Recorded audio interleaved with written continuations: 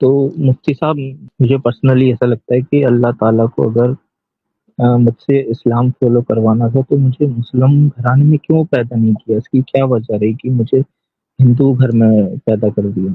تو جو آدمی غیر مسلم گھرانے میں پیدا ہو کر اسلام قبول کرتا ہے وہ زیادہ پکا اور سچا مسلمان ہوتا ہے، اور ایسا ہوتا ہے کہ وہ پھر وہ دین کی کسی بات پر کمپرومائز نہیں کرتا ہے۔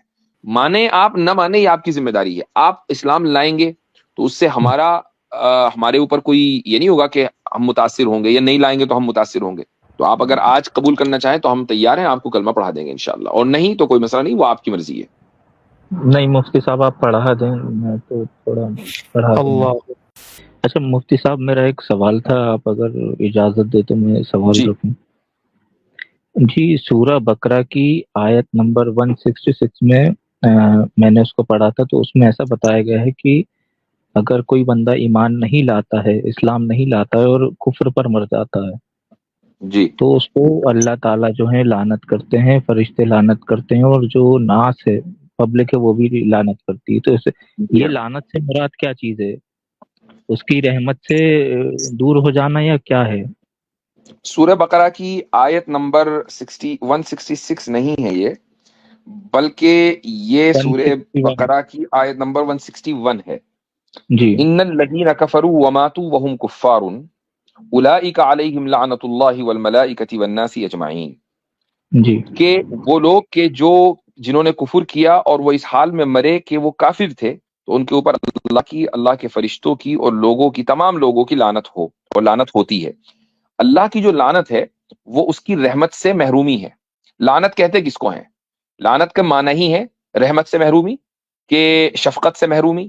تو اگر اللہ تعالیٰ کی رحمت اتنی ہے کہ وہ بلا حساب و کتاب ہے، اور اس بلا حساب و کتاب رحمت سے بھی ایک انسان اگر محروم ہو جائے تو پھر یہ لعنت ہی، اس سے بہتر کوئی دوسرا لفظ ہو نہیں سکتا۔ ملائکہ کی لعنت کیا ہے؟ کہ ملائکہ ایسے لوگوں کے لیے بد دعائیں کرتے ہیں۔ اور لوگوں کی لعنت کیا ہے؟ لوگوں کی لعنت بھی یہی ہے کہ لوگ ایسے لوگوں کے لیے جو کفر کی حالت میں مرتے ہیں بد دعائیں کرتے ہیں۔ اب آپ دیکھیں کہ ابو جہل کا، ابو لہب کا، کہ جو رسول اکرم صلی اللہ علیہ وسلم کے جانی دشمن تھے، اور جن کے بارے میں ہمیں 100% یقین ہے کہ ان کی موت کفر کی حالت میں آئی ہے، ایمان کی حالت میں نہیں آئی، تو تمام مسلمان، اگر مان لیجیے دنیا میں 1.5 بلین یا 2 بلین کے قریب مسلمان ہیں، سارے کے سارے لعنت بھیجتے ہیں ان دو لوگوں پر، تو کتنی لعنت ان کے اوپر برس رہی ہوگی۔ تو یہ بات ہے۔ جی، تو مطلب ایسا ہے کہ میں اسلام نہیں لاتا ہوں اور کفر پر مر جاتا ہوں، تو اللہ تعالیٰ اور فرشتے اور ناس مجھ پر لعنت کریں گے کیونکہ میں فرشتے اسلام بد نہیں۔ دعا کریں گے، اللہ تعالیٰ کی رحمت سے محرومی ہوگی، اور جی عام مسلمان جو ہے وہ کافروں کے اوپر، کافروں کے لیے بد دعا کرتے ہیں۔ تو بالکل وہ کوئی بھی شخص، آپ ہو یا دنیا کا کوئی بھی شخص ہو، اگر وہ حالت کفر میں مرتا ہے تو اس کا یہی حکم ہے۔ جی، تو مفتی صاحب، میرے کو یہ لگتا ہے کبھی کبھار، مجھے پرسنلی ایسا لگتا ہے کہ اللہ تعالیٰ کو اگر مجھ سے اسلام فالو کروانا تھا تو مجھے مسلم گھرانے میں کیوں پیدا نہیں کیا؟ اس کی کیا وجہ رہی کہ مجھے ہندو گھر میں پیدا کر دیا؟ اس کا ایک یہ جو آپ نے سوچا یہ ایک نیگیٹو پوائنٹ ہے، اور ایک اس کا ایک پازیٹیو پوائنٹ ہے۔ پازیٹیو سائڈ کو بھی ذہن میں رکھنا چاہیے، اور وہ یہ ہے کہ اگر ایک آدمی مسلمان گھر میں پیدا ہوتا ہے تو اکثر و بیشتر ایکسیپشنل کیسز الگ ہوتے ہیں، وہ ایک آرڈنری مسلمان ہوتا ہے، اس کے نزدیک اسلام کی اہمیت تو ہے، لیکن بس ہے ٹھیک ہے، چونکہ میں مسلمان گھر میں پیدا ہو گیا تو میرے ماں باپ مسلمان تو میں بھی مسلمان، وہ نماز پڑھ رہے ہیں تو میں بھی نماز پڑھ رہا ہوں۔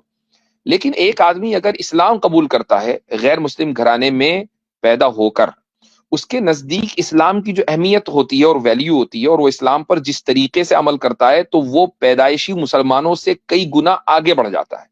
آپ یہ دیکھیں کہ اللہ تعالیٰ نے اسلام کی جو اصل خدمت لی ہے وہ ان لوگوں سے لی ہے کہ جو پیدائشی مسلمان نہیں تھے۔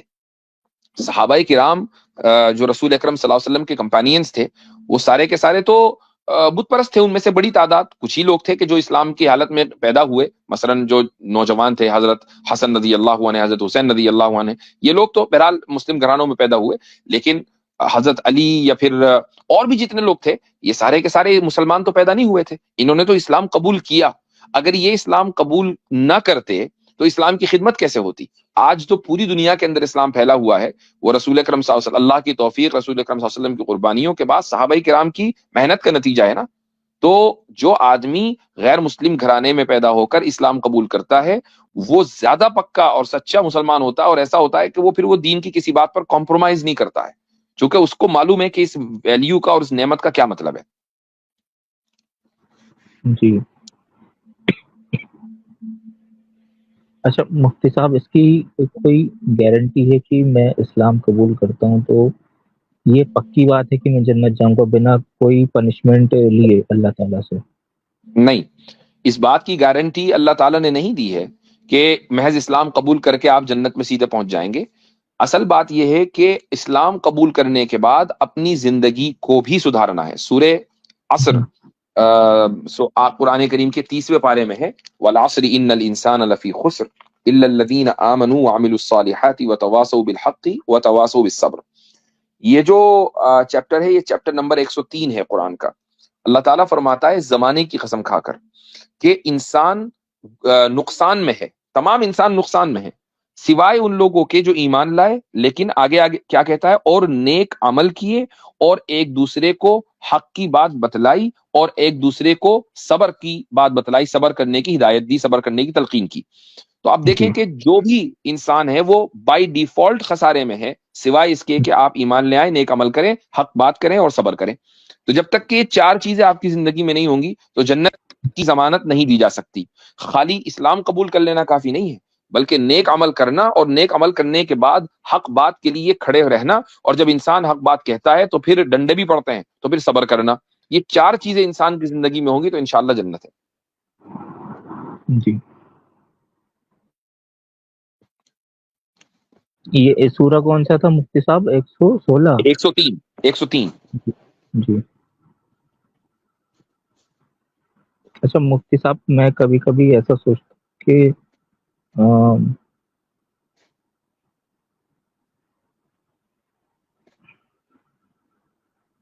جی میں بھول گیا، ابھی میرے دماغ میں ایک چیز تھی وہ میرے دماغ سے نکل اللہم گئی۔ صلی علی سیدنا محمد وعلی آل سیدنا محمد۔ اچھا جی ہاں، جی اچھا مفتی صاحب، مجھے یہ کبھی کبھار جو ہے چیزیں سمجھ میں نہیں آتی، اس کی کیا وجہ ہے؟ یا تو ہم کیا مطلب ہے آپ کو چیزیں سمجھ میں نہیں آتی؟ یعنی کون سی چیزیں؟ جیسے ابھی آپ نے بتایا اتنے مطلب آپ نے اچھے سے ایکسپلین کیا، لیکن ہوتا یہ ہے کہ یا تو میرا مائنڈ میں ہی کچھ ایسا چیز ہے جس وجہ سے سمجھ میں نہیں آتا، یا پھر کچھ اور بات ہے، میں کنفیوز بہت رہتا ہوں۔ نہیں، یہ کوئی بڑی بات نہیں ہے۔ ایک دیکھیں، میں نے ابھی تھوڑی دیر پہلے بھی کہا تھا کہ کوئی دھرم چھوڑ کر دوسرے دھرم کو قبول کرنا یہ کوئی بچوں کا کھیل نہیں ہے، یہ جی انسان کی زندگی کا سب سے بڑا فیصلہ ہے۔ اس سے بڑھ کر کوئی دوسرا فیصلہ ہو ہی نہیں سکتا، اس سے جی بڑھ کر کوئی فیصلہ نہیں، چونکہ آپ کی پوری لائف اسٹائل، آگے آپ کی زندگی کیسے گزرے گی اور پھر آپ کی مرنے کے بعد کیا ہوگا، یہ سارا کا سارا اس فیصلے کے اوپر ڈیپینڈ کرتا ہے۔ تو ایک آدمی اگر اس تعلق سے کنفیوزڈ ہے کہ یار میں کیا کروں کیا نہ کروں، اور وہ بالکل نیوٹرل مائنڈیڈ ہے، اس کا مطلب یہ ہے کہ وہ حق کا حق کے راستے پر کم سے کم وہ چل رہا ہے، حق کی تلاش میں نکل پڑا ہے، تو آج نہیں تو کل، کل نہیں تو پرسوں اگر آپ اچھی نیت کے ساتھ حق کو تلاش کریں گے تو وہ مل کر رہے گا، وہ ملے گا۔ یہ نہیں ہوگا کہ آپ اس کو ڈھونڈ رہے ہیں اور نہ ملے، چونکہ حق ایک روشنی ہے، روشنی کو جب انسان اندھیرے میں تلاش کرتا ہے تو کہیں بھی ہو نا، کہیں سے بھی کسی بھی کونے سے نکل رہی ہو تو اس جگہ پہنچ جاتا ہے آدمی۔ جی اچھا مفتی صاحب، اگر میں ایگنوسٹک رہ کے اپنا جیون کو پالن کرتا ہوں اور اسلام نہیں لاتا ہوں تو میں کہیں نہ کہیں جو ہے نقصان کر رہا ہوں خود کا۔ بالکل، اسی لیے میں نے آپ کو چیپٹر نمبر 103 103 جو چیپٹر ہے جی قرآن کا، اس کا حوالہ دیا ہے، آپ اس کو ضرور پڑھیے۔ اس میں کیا جی ہے کہ بائی ڈیفالٹ ہر ایک آدمی نقصان میں ہے، وہ چاہے ایتھیسٹ ہو کہ ایگنوسٹک ہو کہ پالیتھیسٹ ہو کہ پینتھیسٹ ہو، کوئی بھی ہو، ہر ایک آدمی جو ہے وہ نقصان میں ہے سوائے ان کے، اس آدمی کے جو ان چار چیزوں کے اوپر عمل کر رہا ہے۔ جی جی اچھا مفتی صاحب، میں اس کو کس کے ٹرانسلیشن سے پڑھوں؟ ट्रांसलेशन बहुत सारे हैं। आसिम भाई बहुत देर से खामोश है। आसिम भाई कुछ रिकमेंड करेंगे आप इनके लिए मुफ्ती साहब ट्रांसलेशन? आई थिंक जिससे इनको आप हिंदी आती होगी सही से, उर्दू के तो ट्रांसलेशन नहीं पढ़ पाएंगे ये, तो फारूक खान साहब का हिंदी का तर्जमा है। जी शुक्रिया शुक्रिया। मुझे डिजास्टर भाई ने लिंक दिया था, वो कह रहे थे कि आप चले जाना और कुछ भी सवाल हो तो मुफ्ती साहब से पूछ लेना। जी हाँ, जी तो फारूक शुक्रिया। साहब का तर्जुमा है, उसको आप डाउनलोड कर लें, इंशाल्लाह मिल जाएगा, तो जी वो आप पढ़िए और उसकी रोशनी में इंशाल्लाह कोई सवाल हो तो फिर जरूर आए।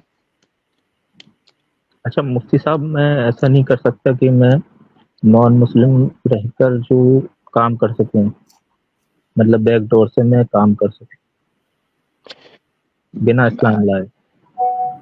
नहीं तो देखें, एक बात सुनिए, सबसे चीज ये जहन में रखिएगा कि आप जब इस्लाम लाते हैं ना, तो आप मुसलमान के लिए नहीं लाते, आप इस्लाम कबूल करते हैं अपने लिए। ये आपका और आपके मालिक और आपके क्रिएटर के दरमियान एक मुआहिदा है। इसका मुझसे या दुनिया में किसी भी दूसरे मुसलमान से कोई लेना देना नहीं है। जी हमारा काम सिर्फ ये है कि हम आपको एक बात याद दिला दें और जी आपको बता दें कि भाई देखो, हमारा एक बनाने वाला है और उसका हमारे ऊपर एक हक है कि हम उसको माने। अब हमारा काम खत्म हो गया।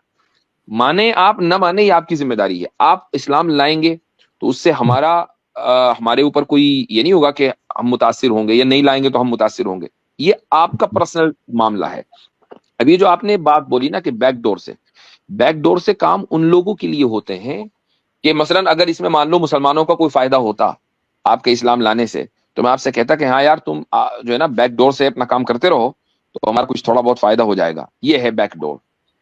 लेकिन अगर अल्टीमेटली नुकसान भी आपका ही और फायदा भी आपका ही, तो फिर बैकडोर और फ्रंट डोर कुछ नहीं है। जो बात है उसको कबूल करना पड़ेगा, हक। इसीलिए मैंने उसमें एक लफ्ज बोला, हक। हक को इख्तियार करना पड़ेगा, ट्रूथ को, और दूसरों को हक बताना पड़ेगा, और उसके नतीजे में अगर कोई चैलेंज आए जिंदगी में तो उस पर सब्र करना पड़ेगा।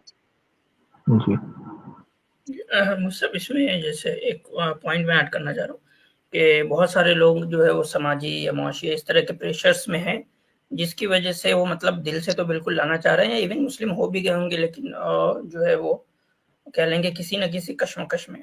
तो वो देखें भाई, ईमान तो ले आना चाहिए और पूरे दीन पे ईमान ले आना चाहिए। बाकी है कि अमल की जो बात है, तो वो यानी कि आपको हालात जितनी इजाज़त देती हैं उस पे आप अमल करें, उसमें कोई कोताही ना करें, ठीक है? लेकिन ये तरीका नहीं है कि हम जो है ये कहें कि यानी बैकडोर से या कोई और तरीका, क्योंकि इस्लाम के अंदर जो है वो इस तरीके का छल या कपट नहीं है, ठीक है? इस्लाम एक साफ-सुथरा है ना, इसमें कोई छल कपट की बात नहीं है, क्योंकि भाई हक के अंदर कोई छल कपट नहीं होता। तो अब इसको ध्यान में रखें, आपके ऊपर अगर कोई समाजी या कोई दूसरे प्रेशर्स ऐसे हैं जिसकी वजह से आप बहुत सारी चीज़ों पे अमल नहीं कर सकते, तो वो एक लाहिदा मौजूद है, एक यानी कि समझें कि एक डिफरेंट चीज़ है। लेकिन आपको पूरे यानी कि आपको लग रहा है आप कन्विंस हो गए इस्लाम से, तो आपको पूरे इस्लाम पे ईमान ले आना चाहिए। यानी इनका कहने का मकसद ये हुआ कि आप पब्लिकली उसका इजहार अगर किसी वजह से नहीं करना चाह रहे हैं कि भाई मैं मुसलमान हो गया, चाहे वो फैमिली प्रेशर है मुआशरे का, तो आप इजहार ना करें।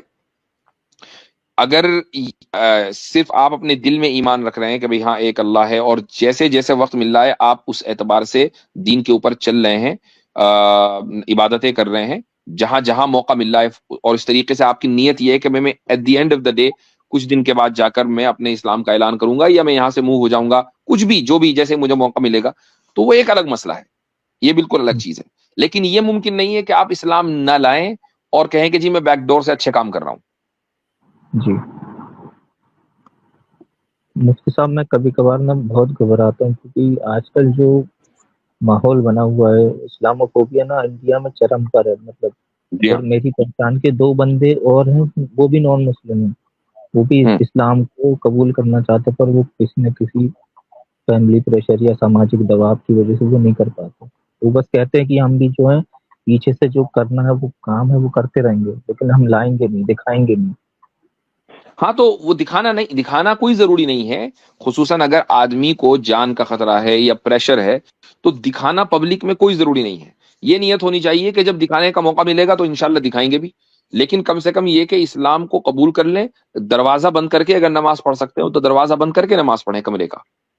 تو لیکن اسلام لانا اور اس کو قبول کرنا چاہیے. اور اس طرح کی بہت بڑی تعداد میں نے پچھلی مرتبہ اسٹریم میں کہا تھا کہ ایسے مسلمان بہت بڑی تعداد میں ہیں کہ جو دنیا بھر میں، صرف انڈیا کی بات نہیں ہو رہی ہے، دنیا بھر میں پھیلے ہوئے ہیں ماشاءاللہ، کہ جو غیر مسلم خاندان میں پیدا ہو گئے لیکن اسلام کی روشنی ان تک پہنچی، انہوں نے اسلام قبول کر لیا. بس یہ ہے کہ وہ پبلکلی کلیم نہیں کرتے. جی ٹھیک ہے.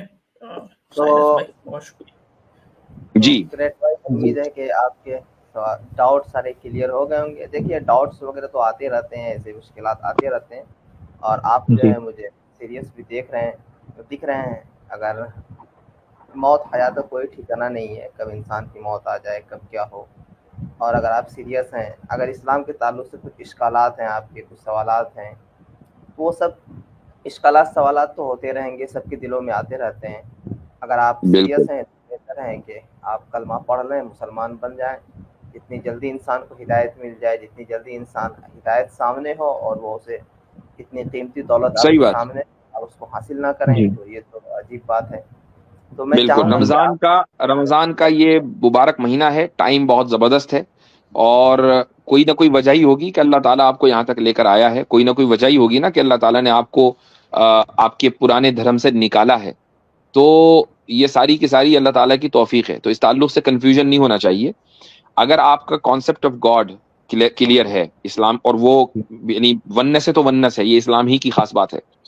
اور اسی جی طریقے سے آپ رسول اکرم صلی اللہ علیہ وسلم کو اللہ کا رسول مانتے ہیں، آخری رسول مانتے ہیں، تو بات ہی ختم. یہ دو چیزیں ہیں. اور باقی دو چار چیزیں اور ایڈ کر کے، جیسے رسولوں کے اوپر ایمان لانا، انبیاء، ملائکہ، فرشتوں پر ایمان لانا، اس کی بھیجی ہوئی تمام کتابوں پر ایمان لانا، قیامت کے اوپر ایمان لانا، یہ ساری چیزیں بنیادی آرٹیکلز ہیں فیتھ کے. ان کو آرٹیکلز آف فیتھ کہا جاتا ہے. تو آپ اس کو اگر مانتے ہیں تو باقی پھر قرآن پڑھتے رہیے گا، مطالعہ کرتے رہیے گا. کوئی چھوٹا موٹا سوال ادھر ہوا، اول تو ہونے کا نہیں، لیکن اگر ہوا تو آپ ہمارے پاس آ جائیں. لیکن میں سمجھتا ہوں کہ اس معاملے میں دیر نہیں کرنی چاہیے، اور اس کا مطلب ہرگز یہ نہیں ہے کہ آپ پبلک میں جا کر اعلان کریں کہ میرا نام فلاں ہے اور اب میں مسلمان ہو گیا ہوں. جی کلمہ پڑھ لیجیے، آپ یہ کر سکتے ہیں. تو آپ اگر آج قبول کرنا چاہیں تو ہم تیار ہیں، آپ کو کلمہ پڑھا دیں گے انشاءاللہ. اور نہیں تو کوئی مسئلہ نہیں، وہ آپ کی مرضی ہے. نہیں مفتی صاحب آپ پڑھا دیں، میں تو تھوڑا پڑھا دوں گا. چلیں الحمدللہ ماشاء اللہ. تو آپ کہیے اشہدو اشہدو اللہ اللہ الہ الہ الا اللہ الا اللہ الا اللہ الا اللہ واشہد واشہد ان ان محمدن محمدن عبدہ عبدہ ورسولہ. ورسولہ. میں گواہی دیتا ہوں میں گواہی دیتا ہوں کہ اللہ کے سوا کہ اللہ کے سوا کوئی لائق عبادت نہیں ہے، کوئی لائق عبادت نہیں ہے، اور میں گواہی دیتا ہوں اور میں گواہی دیتا ہوں کہ محمد صلی اللہ علیہ وسلم کہ محمد صلی اللہ علیہ وسلم اللہ کے رسول اور اس کے بندے ہیں. اللہ کے رسول اور اس کے بندے ہیں. ماشاء اللہ ماشاء اللہ. مبارک اس مبارک وقت میں، مبارک مہینے میں اللہ تعالیٰ نے آپ کو ایمان کی دولت دی ہے، اور یہ بہت بڑی بات ہے، یہ بہت بڑی بات ہے. یعنی میں آپ کو گارنٹیڈ بتا رہا ہوں کہ ایٹ دس مومنٹ آپ ہم میں سے سب سے بہتر ہیں. کیونکہ یعنی ہم میں سے آپ کے برابر کوئی ہے ہی نہیں، آپ سب سے بہتر ہیں ہم سے. اور یہ اسلام کی خصوصیت ہے کہ اسلام میں ہوتا کیا ہے کہ اسلام کی بنیاد ہے عمل کے اوپر، اس میں ذات برادری کی بنیاد نہیں ہے. ہوگا کوئی ہو سکتا ہے کہ رسول اکرم صلی اللہ علیہ وسلم کی اولاد میں سے ہو، سید ہو یا اس طرح کچھ ہو، لیکن ایک دوسرا جو رسول اکرم صلی اللہ علیہ وسلم کی اولاد میں سے نہیں ہے، اس کے عمل زیادہ ہوں.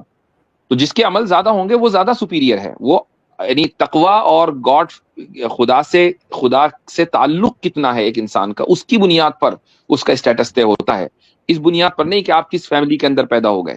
تو آپ کا جو اسٹیٹس ہے وہ اس بنیاد پر طے ہے کہ اب آپ کے رجسٹر میں جو خدا کے پاس ہے اس میں کوئی برا عمل نہیں ہے، برا کام نہیں ہے، وہ سارے کا سارا اریز ہو گیا تھا، ایوری تھنگ.